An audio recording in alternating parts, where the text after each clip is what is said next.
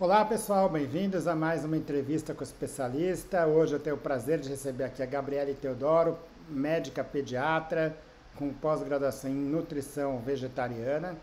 E a ideia é conversar um pouco com você, Gabriele, a respeito da nutrição vegetariana ou vegana nas crianças pequenas, aí, desde o nascimento até a primeira infância, 5, 10 anos de idade, né? E todos os aspectos e os mitos que envolvem esse tipo de alimentação na criança, nessa faixa etária. Então, primeiramente, bem-vinda e obrigado pela disponibilidade. Obrigada, é um prazer estar aqui com vocês falando desse assunto que eu adoro, que é sobre tanto a parte da pediatria quanto a parte da nutrição vegetariana, assim. Legal. E de fato existem muitos mitos, né, sobre a nutrição vegetariana na infância.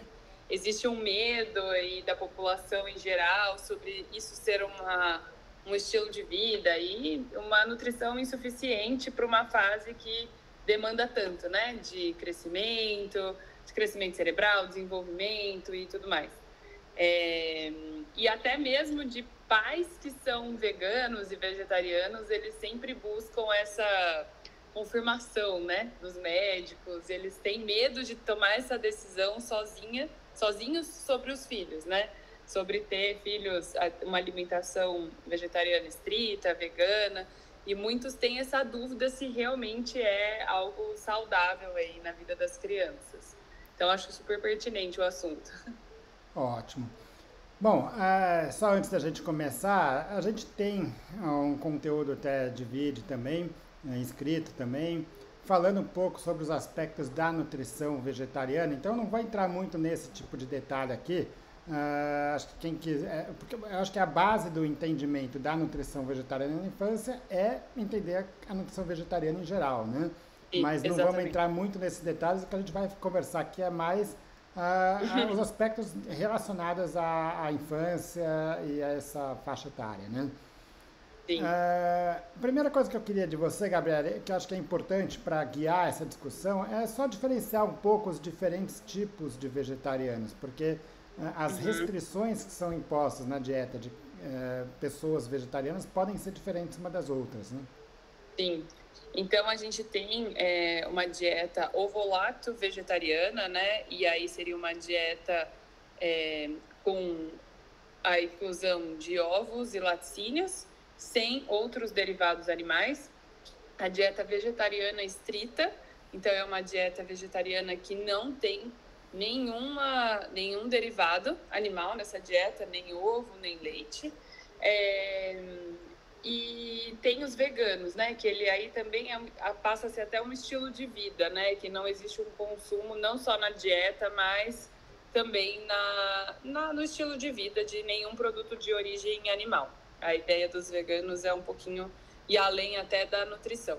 Mas aqui falando mais da parte nutricional, a gente tem isso, né? E algumas famílias se identificam com uma redução importante do consumo de derivados animais e inclusão de peixes, eventualmente, e queijos e ovos também. Então, no caso, assim, eu acabo pegando todos esses tipos de dieta aí, tanto para as famílias, né, quanto para as crianças. Ótimo. Bom, então começando com a primeira infância, assim, os recém-nascidos e os bebês, né? Uhum. Idealmente, a gente deve manter uma nutrição com amamentação exclusiva até os 6 meses de idade, mas Isso. mantendo a amamentação idealmente até 2 anos de idade, claro que para aquelas que conseguem isso, né? Uhum. Mas, infelizmente, tem algumas situações, alguns momentos em que, eventualmente, a mãe pode ter algum problema, alguma condição que impeça ela de manter essa amamentação exclusiva, né, seja para um problema físico ou Uhum. ou por outros aspectos, né? Existe alguma forma de você manter, vamos dizer, uma alimentação, uma rotina vegetariana, vegana nesses bebês? Vamos dizer, numa criança onívora, ela vai usar as fórmulas lácteas, né?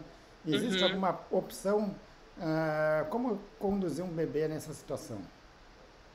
Existem opções no mercado de fórmulas infantis, são poucas, mas existem aqui no Brasil bem pouco, mas existem fórmulas infantis que não são a base do leite de vaca, né? Porque as outras as tradicionais são feitas a partir do leite de vaca, né? De um derivado animal. Então a gente tem fórmula principalmente hoje a partir da soja para os bebês e fórmula a partir da proteína do arroz. Então, são dois tipos de fórmulas que a gente consegue prescrever para manter aí tanto uma nutrição total, se for necessário, quanto uma nutrição mista, né? Pensando na amamentação complementar junto com essas fórmulas.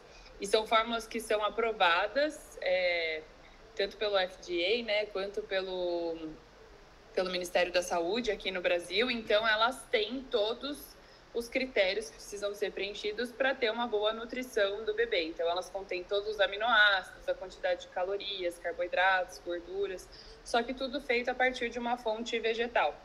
Então, elas poderiam ser prescritas seguramente para bebês abaixo de 6 meses que precisam dessa complementação. Você fala a partir de 6 meses ou antes? Abaixo também, abaixo. Abaixo também. Abaixo também. Por exemplo, um bebê que saiu da maternidade, acabou de nascer e está nessa fase de ganho de peso e a amamentação não consegue manter exclusiva. A gente pode complementar com esse tipo de fórmula. Ótimo. Agora, um dos motivos para você indicar a amamentação exclusiva, até os 6 meses de idade é pelo risco de desenvolver alergias e intolerâncias alimentares, né? Sim. A soja não seria um problema nesse sentido? Toda fórmula que entra, ela vai ser um risco a mais para o bebê, para ter um processo de alergia alimentar, né? Mas ela é muito menor o risco de processos alérgicos quando a gente compara a uma proteína animal, para o leite de vaca. Mas hoje em dia não existe nenhum estudo que comprova, tanto que essa fórmula que seria prescrita à base de soja antes dos 6 meses traria algum tipo de malefício para o bebê, para esse desenvolvimento de alergia. Então, ela é segura. Ótimo. Bom, a preocupação maior que a gente tem nessa primeira infância é justamente para as pessoas que não estão amamentando, né? E especialmente naquelas que têm uma dieta sem derivados do leite, né? Aí que existem algumas considerações na dieta, não que não seja possível, mas que são alguns pontos de atenção, né? Um deles é a vitamina D, né? A vitamina D, ela está presente em grande quantidade nos derivados do leite, né? Você consegue suprir isso com fontes vegetais, né? Agora, isso muitas vezes demanda alguns cuidados nutricionais específicos e mais do que isso, normalmente você tem uma densidade menor do que nos derivados de leite, ou seja, você precisa consumir uma quantidade maior, né? O bebê, ele não tem uma restrição, vamos dizer, os bebês muitas vezes eles não conseguem digerir uma quantidade maior de alimento, né? E aí como fazer com isso? Então, já existe uma recomendação da Sociedade Brasileira de Pediatria e até da OMS da suplementação de vitamina D para os bebês desde o nascimento. E essa suplementação, ela independe se o bebê está tomando leite materno ou fórmula, ou as duas coisas, ou tipo de fórmula, ou está em alimentação. Essa suplementação ela deve ser, no mínimo, desde o nascimento até os 2 anos de idade. E aí ela precisa ser reavaliada com exames se está sendo suficiente ou não, depois dos 2 anos de idade, se a criança consegue suprir daí pela alimentação esse consumo. Mas, de fato, todos os bebês, independente se é onívoro ou vegetariano, vegano, uma dieta, né, assim, restrita ou não, vegetariana restrita ou não, precisam suplementar. E aí existe a opção de fazer a formulação de vitamina D3 de origem vegetal.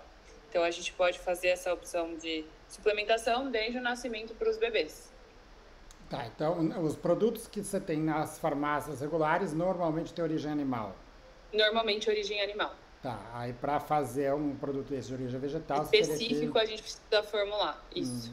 indústrias específicas para isso. Exatamente. Uma outra substância que é sempre uma preocupação é a vitamina B12, né? Que basicamente a origem é de origem animal, né? E para você estar oferecendo isso para os bebês, você precisa estar suplementando para poder ter isso no bebê, né? Vegetariano. Como é que funciona essa suplementação? Ela é a mesma? Você faz isso? Normalmente você não vai fazer isso para criança que não é vegetariana.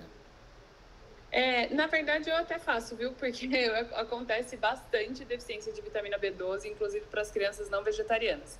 O que normalmente inclusive, era isso outro ponto assim, que eu queria trazer, é que muitas dessas dúvidas hoje, não existe um protocolo no Brasil que a gente segue. Então, até eu participo de um grupo de vários pediatras e nutricionistas que a gente fala sobre boas práticas de vegetarianismo na infância. E a gente discute um pouco do que cada um faz e como que são essas nossas... nosso feedback, né? E estudar artigo e, enfim, ver o que está sendo feito no mundo. Mas, assim, só para deixar claro que isso não existe nenhum protocolo. O que eu falei da vitamina D, sim, é um protocolo já de suplementação no Brasil e no mundo também. E agora, sobre essas outras suplementações, são casos particulares e ainda não existe nenhum protocolo. E aí, o que eu acabo vendo também no consultório é que mesmo crianças onívoras, muitas vezes precisam dessa suplementação de B12. O que acontece? Nas crianças que estão em amamentação exclusiva até o 6º mês, independente de qualquer coisa, a gente tem que olhar daí para essa mãe que está fazendo a amamentação. Se a B12 dela está baixa, muito provavelmente também o bebê está com uma B12 baixa. Às vezes até eu já pego no pré-natal, essas mães que fazem consulta pré-natal e vejo como estão esses exames. E aí a gente vai suplementar a mãe. Se esse nível de B12 é muito baixo, até de uma deficiência, a gente já começa uma suplementação, inclusive do bebê, independente aí da mãe ser onívora, vegetariana, vegana ou não.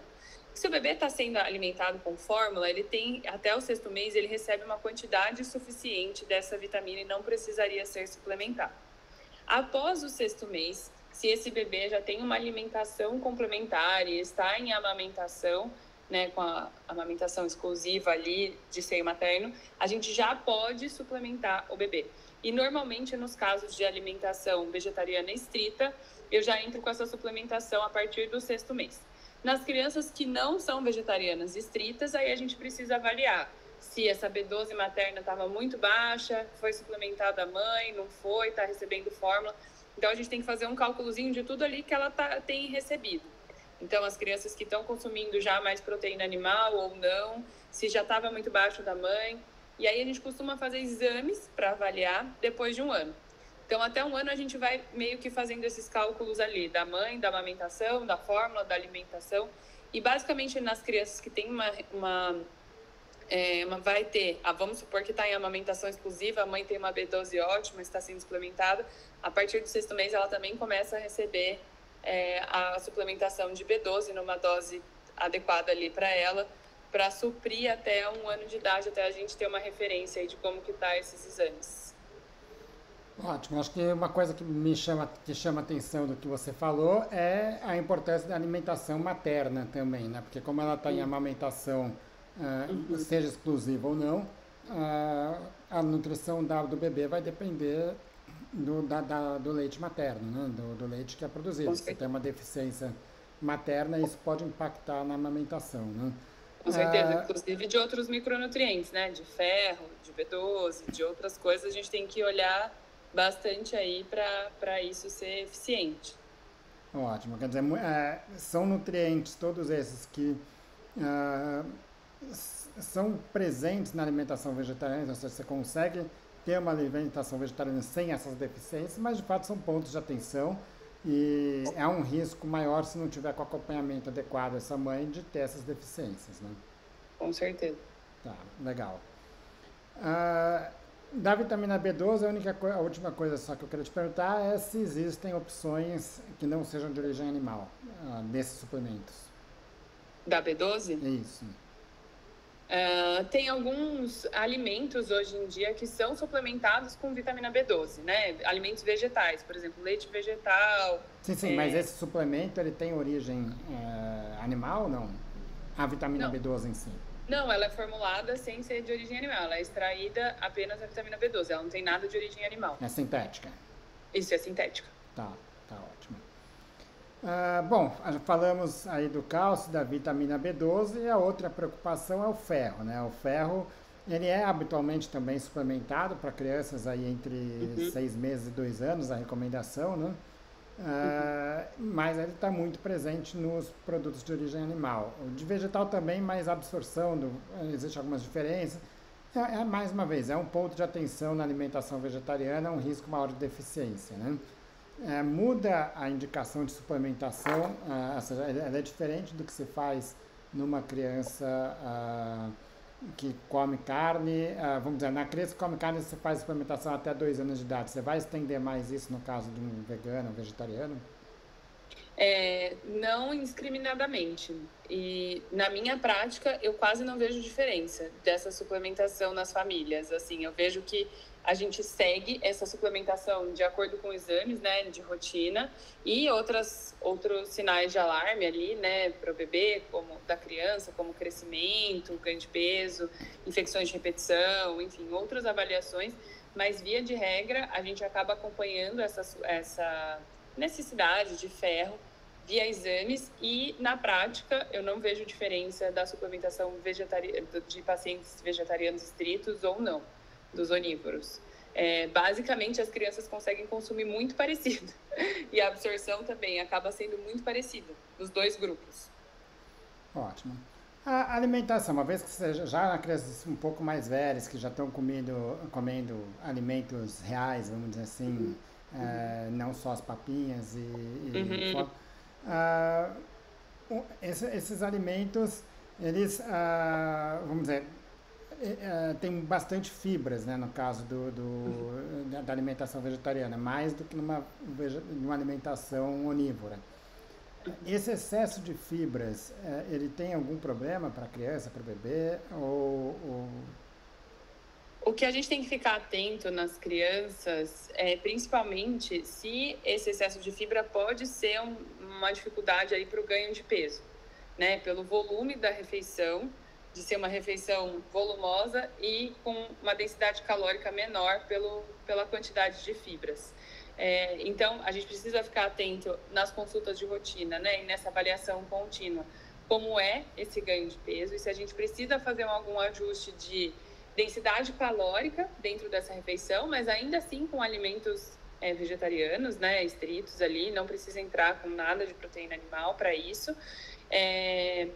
E avaliar a funcionalidade de absorção de outros nutrientes. Essa fibra em excesso pode estar dificultando a absorver alguns outros nutrientes, como, por exemplo, o ferro e alguns outros micronutrientes, o que é muito difícil acontecer isso numa alimentação vegetariana. Na prática mesmo, assim, e falando de estudo, né, um último estudo que foi lançado comparando a alimentação vegetariana na infância, mostrou que as crianças vegetarianas têm uma tendência a ter um peso menor. Isso talvez seja em relação a essa quantidade de fibras, né, e ter uma alimentação com uma densidade calórica menor, um volume muito maior. Mas não que elas eram necessariamente crianças de baixo peso, então seriam crianças abaixo da linha lá da normalidade. Elas, comparadas com as crianças onívoras, têm um peso menor.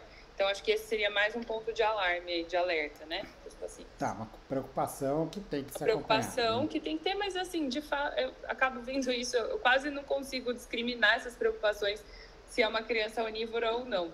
Acaba que sendo preocupação para todos ali, né? Ótimo. Em relação, você já falou um pouco dessa questão da densidade energética, né? Então, obviamente existem alimentos ultraprocessados que têm origem vegetal, né? Mas a gente está com até o açúcar, né? É origem vegetal, mas obviamente que quando você está falando em uma alimentação vegetariana, você está buscando uma alimentação que seja mais saudável, né? Então, você evita um pouco esses alimentos ultraprocessados. E a alimentação regular, ela tem uma densidade energética menor do que com a alimentação onívora, né? E quem tem filho sabe que a criança tem épocas em que ela come desesperada e tem épocas em que você fica desesperada que ela não almoça, não janta, não quer comer nada, né? Sim. Você oferecer alimentos de baixa densidade energética não é um problema nessas horas em que a criança está já com uma dificuldade de ter um consumo maior de alimentos? Eu acho que existem várias situações aí que a gente precisa pontuar, assim, e aí individualizar cada caso, assim, né? Não precisa suspender uma alimentação vegetariana, né? De uma criança que está, por exemplo, precisando de um ganho de peso para poder fazer esse processo, né? Então, o que a gente tem? Às vezes essas oscilações acontecem e por isso é importante ter um acompanhamento médico e nutricional de perto, né? A gente não deixa uma criança muito tempo sem passar em consulta médica, inclusive por conta disso, porque elas têm essas oscilações e recuperam. A própria fome da criança vai lá, como você mesmo disse, ela faz essa oscilação. E o mais importante, normalmente, né, assim, o mais importante vendo uma criança que tem uma oscilação normal dessa ingestão calórica e até mesmo do ganho de peso, que ela não tem uma queda de curva, que a gente chama da curva de crescimento, que ela não tem um sinal de alarme fail to thrive, que a gente chama que é aquela criança que está estagnada, que não ganha peso, oferecer esses alimentos, frutas, legumes, verduras, o arroz, feijão de todo dia, é mais importante pela qualidade nutricional do que só pensar ali na qualidade calórica, porque ela vai recuperar sozinha, né? Quando a gente já está falando de uma criança que está num processo de ganho de peso, ela precisa ter uma atenção maior, então não dá para ser qualquer alimento que vai ser oferecido ali. Mas não necessariamente ele precisa ser um alimento de origem animal. Pode ser um alimento de origem vegetal e a gente consegue fazer algumas modificações nutricionais ali, acrescentar, para que isso forme uma densidade calórica melhor. Ótimo, ótimo. Bom, assim, do ponto de vista nutricional, acho que deu para a gente abordou aí os principais pontos de atenção da alimentação vegetariana, né?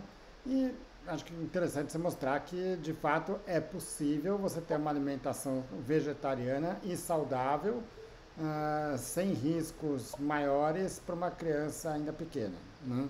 Qualquer fase da vida, né? Isso.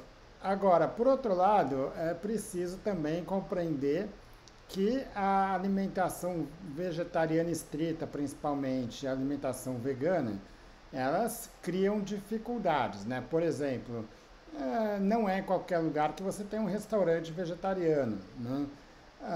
Não é qualquer cuidadora que vai saber orientar toda essa questão nutricional, né? A gente sabe que existem, por exemplo, a deficiência, a gente sabe que, por exemplo, a proteína vegetal, ela não é uma proteína completa, então você precisa ter umas certas combinações para que você tenha a sua demanda suprida, né? Então, e a mesma dificuldade com outros nutrientes, né? Outro ponto de atenção, muitas dessas crianças estão indo para a escola e muitas vezes você tem menos controle sobre o que está sendo oferecido na escola. Nem toda a escola está preparada para receber orientações de casa, uma alimentação especial, ou até recebe, mas fica a dúvida se está sendo feita da forma que deveria, né? Como contornar essas dificuldades numa fase onde, vamos dizer, eventuais falhas nutricionais podem ter consequências tão ruins? Esse é um ponto desafiador, assim, eu acho que inclusive não só para as crianças, né, mas para os adultos. Eu, tenho uma alimentação vegetariana, muitas vezes sinto dificuldade fora de casa, né, de manter, mas, né, uma fase adulta a gente segura ali que no outro dia vai dar tudo certo. E nas crianças existe mesmo essa preocupação. Eu vejo, inclusive, isso é uma discussão que a gente tem nesse grupo aí de nutricionistas e médicos, porque muitas delas são mães das meninas que estão lá e tem essas dificuldades com os filhos, né? Então, eu acho que, assim, ter esse acompanhamento, de novo, esse acompanhamento de perto.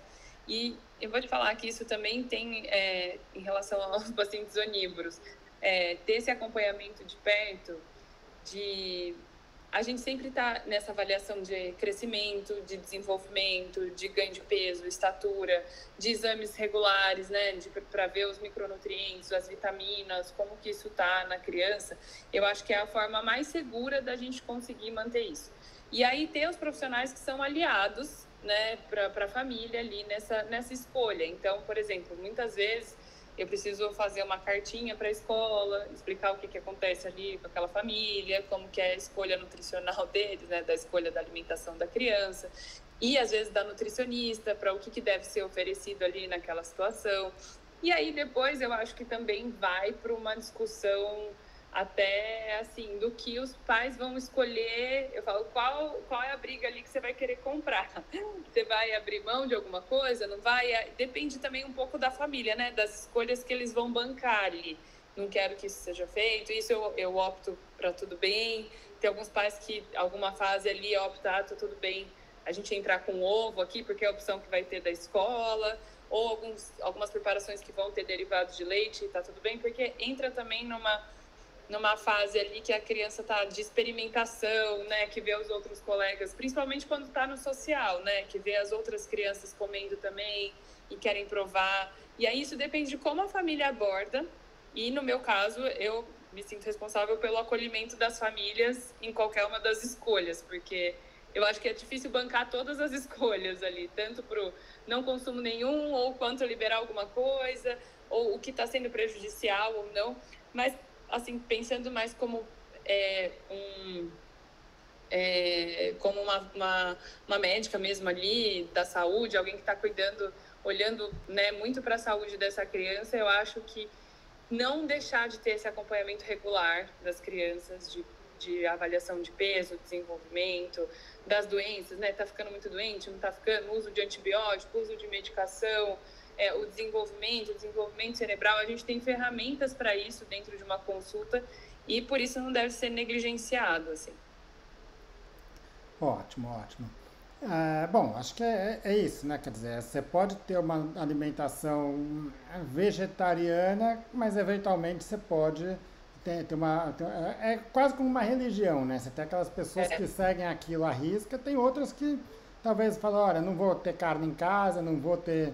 Mas também não vai impedir a criança de eventualmente ter um evento social ou de ir num evento social onde ela possa eventualmente ter contato com isso. E eu acho que é uma né? escolha difícil para os pais, né? Porque ao mesmo tempo que eles devem pensar assim, eu estou fazendo isso porque eu acho que isso é o mais certo para você, de você não comer, mas ao mesmo tempo eles não querem privar as crianças de terem outros, né, outros momentos ali de relacionamento, porque isso também faz parte do desenvolvimento da criança.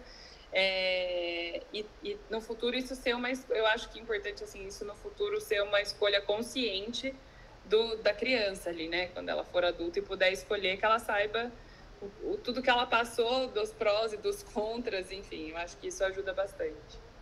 Ótimo. Bom, muitas pessoas entendem a alimentação vegetariana como sair pegando vegetais e enchendo o prato e comendo, né? Mas a gente sabe que na prática você precisa ter uma combinação adequada de alimentos de origem vegetal. Não é simplesmente pegar um prato e encher de vegetais, você precisa ter uma escolha ali dentro daquilo que você está comendo, né? Uma outra dificuldade que talvez na mesma linha é quando a criança começa a ficar um pouco mais velha, né? Porque quando ela chega por volta de 10, 11, 12 anos, ela é uma fase de descobertas para essa criança. Então ela quer se livrar um pouco dos pais, né? Para quem tem criança de 10, 11 anos de idade, sabe que o pai é aquela criança que começa que até então era grudada na mãe, no pai, e que de repente não quer nem saber dos pais, quer estar com os amigos, né? O pai é chato, a mãe é chata, exato, sempre a gente sabe como é que é. E essa criança, ela vai acabar indo para festas, vai dormir na casa de um amigo, vai viajar com outro, e muitas vezes são pessoas que não seguem uma alimentação vegetariana, né? E ao mesmo tempo é uma criança que não tem ainda uma consciência alimentar, ou não uma consciência, mas ela até pode gostar de ser vegetariana, ter já se habituado, ter adotado aquilo como é, só que ela não tem o conhecimento, vamos dizer, necessário para poder fazer as escolhas, né? E eu acho que talvez entraria na mesma discussão aí que você teve, quer dizer, olhar e falar, olha... E eu acho que, assim, até falando um pouco sobre as exceções, né? Que sejam exceções não é nenhum problema também para o fato de uma criança, um jantar não ter uma fonte proteica. Né? Assim, com 10 anos, a criança vai jantar e vai comer só o macarrão. Até tem proteína no macarrão, né? Mas muito pouco, pensando assim. É diferente de uma combinação de cereal e leguminosa, por exemplo. E tá tudo bem, no outro dia ela volta para casa, volta a consumir, o final de semana, um tempo curto ali, e tá tudo bem como tá tudo bem para os adultos, porque a gente é uma soma de tudo que a gente faz, e não exatamente daquele recorte ali do dia, né? E aí, de novo, assim, agora se isso for algo que for rotina, né, que for a maioria dos dias, é óbvio que vai ter uma deficiência nutricional, e aí a gente precisa intervir nisso. Então, esse acompanhamento nutricional e médico de perto. Isso acontece com crianças não vegetarianas, que ficam muito seletivas nessa fase, falam, eu não vou comer verde, eu não quero comer isso aqui. E não necessariamente comer só arroz e carne é bom, né? Se comer arroz e proteína animal vai ser bom. Só o macarrão também vai ser bom para essa criança que é onívora. Então, desde que sejam exceções e pontos pequenos ali na rotina da criança, também não é um grande problema. Ótimo. E para finalizar, então, Gabriele, a gente comentou um pouco a diferença aí do vegetariano estrito para o vegano, que adota essa questão dos animais, de evitar produtos que tenham qualquer ação sobre os animais, e não apenas uma alteração, uma questão nutricional, né? Como pediatra, né, você sabe que tem muitos produtos para tratamento médico, inclusive vacinas que têm que são feitos testes em animais, que são, enfim, produzidos a partir de produtos que têm de alguma forma uma origem animal. Como é que você lida com isso no caso desses pacientes veganos? Normalmente, em relação às vacinas, hoje em dia a gente ainda não tem outro método que não tenha esse tipo de experimentação ou desenvolvimento e tal. Então, pela saúde da criança e global, eu sempre faço a indicação das vacinas, né? Então, isso normalmente não é uma questão para mim. E muitas famílias, mesmo veganas, elas não costumam questionar muito sobre isso, assim. São pontos raros, assim, sabe? Principalmente pensando em prevenção, né? Ali das vacinas. Agora, de produtos, principalmente falando aí de estética, né? De produtos de cosméticos e até roupas e tudo mais.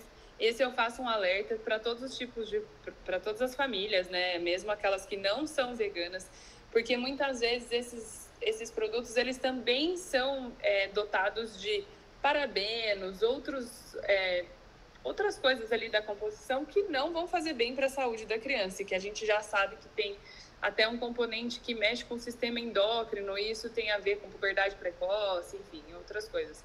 Então, eu sempre oriento pela qualidade daí desses usos de alimentos, de produtos, até pensando em higiene, desde bebezinho, né, que são produtos que não contêm nada de origem animal, evita ter alergia da pele, evita ter outras complicações aí, e isso eu acabo orientando para todas as famílias. Ótimo, ótimo. Legal, acho que a discussão que a gente teve por aqui, que eu chegaria como conclusão é que assim, a alimentação vegetariana estrita, vegana, ela é possível em qualquer idade, né? Inclusive em bebês, em crianças, mas a alimentação vegetariana em adultos tem certos pontos de atenção que exigem um conhecimento, que exigem uma habilidade, uma disponibilidade até, né? Porque muitas vezes você tem que estar preparado para saber onde encontrar aquele alimento, onde fazer as coisas. Uma viagem, você sabe que os veganos Sim. vão viajar, levam meia mala de... Uma mala de comida. Uma mala de comida, né? E a criança, especificamente, ela tem outros pontos de atenção que precisam ser considerados, principalmente, não só relacionados a essa questão da importância de evitar uma deficiência nutricional, mas também, não vamos dizer, o adulto tem uma deficiência, tá bom, tá deficiente, vamos repor. A criança, se você demora para descobrir isso, ela pode ter suas consequências que nunca mais vão ser recuperadas. Então, ela precisa de um acompanhamento médico mais claro. E uma dificuldade relacionada à capacidade de compreensão, ao entendimento sobre a nutrição que essa criança tem, que é mais limitado. Então, ela pode falar, tudo bem, saber o que é a origem animal, vegetal, mas talvez saber montar um prato que cumpra todos os requisitos da alimentação vegetariana é mais difícil, né? Sim, eu acho que esses pontos aí de atenção para desenvolvimento e crescimento, hoje em dia a gente trabalha muito nisso para todas as crianças, tanto para as onívoras, porque hoje a gente já sabe que essas deficiências também acontecem nas crianças onívoras. Então, destacar que esse cuidado são para todas, né? Assim, a gente tem alguns pontos de atenção especial, mas em geral é muito parecido, viu? Assim, são pontos que são importantes para todas e muitas vezes a gente tem mesmo essas deficiências também em crianças onívoras. Legal, é aquela coisa, né? Se você ter uma alimentação, seja vegetariana ou vegana, estrita, pode ser uma boa ideia, mas eventualmente aquelas pessoas que são, vamos dizer, excessivamente entusiastas, tem que entender que às vezes precisa ter alguns pontos que falam, olha, a criança não pode sofrer as consequências disso, né? Até onde a gente consegue controlar. Bem, agora a gente não consegue controlar tanto o que ela faz fora de casa. Se isso está dando problema, a gente precisa saber identificar e como intervir aí, né? Legal. Com certeza. Gabriela, acho que era um pouco essa a discussão, acho que foi bem proveitosa aí, até para desmistificar algumas coisas. Acredito que tenha estimulado aí aquelas pessoas que estão aí com essa tem essa mentalidade, esse comportamento da alimentação vegetariana e vegana, entender que muito do que se ouve por aí talvez fuja um pouco da realidade, desde que tenha atenção adequada, né? Sim, exatamente. Ótimo. Obrigado mais uma vez pela disponibilidade. Obrigada a você pelo convite. Quem tenha chegado aqui tenha aproveitado isso. Tá ótimo. Obrigada pelo convite. Boa noite. Boa noite.